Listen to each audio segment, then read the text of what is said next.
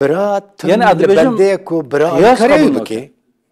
اما شما به غزه را قیاس دکن. اجبار کن میتینگ مثلا بو غزه چیز کرد. اجبار میتینگ.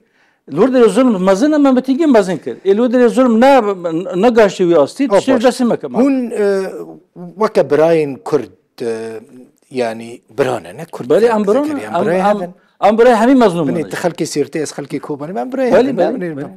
خوشه چه خوشه برال هفرونن بابر باخفن گوتو بیش بکن.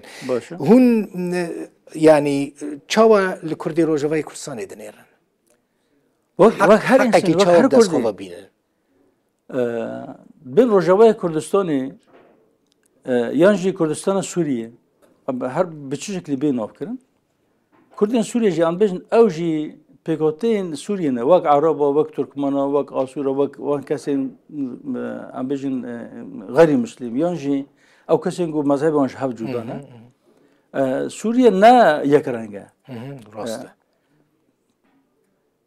سیستم بعث تکچو پشتی صدام اسد جی تکچو ام دبر الحمدلله شکر شتره یارب اف سیستم ظلمه سیستم بعث تکچو لازم سیستم نو به آب کرد او سیستم وقتا گو سیستم نو هات آب کردن گو عرب بیشن ام خودی بی ولاتینا حقی تو کسی دوی ولاتی تنا شرکی نافخویی اف چند 14 سال بهتر ناف سوریه دوام کرد وان دیتن شرک نافخویی به چه شکلیه اگر کی نخوازن شرکی دی دناف خود ناف سوریه ده بردوام به چه پیکاتی لسوریه هنه لازمه هر کسی بگیج حقی خود راست کرجی تیده البته ایدیجی تیده یعنی غیر مسلم جیتی ده دروز اون بین دروز ام بین درزی سوریان سوریان هنه ارمنی هنه راست سوریان و ارمان و کی هبه راست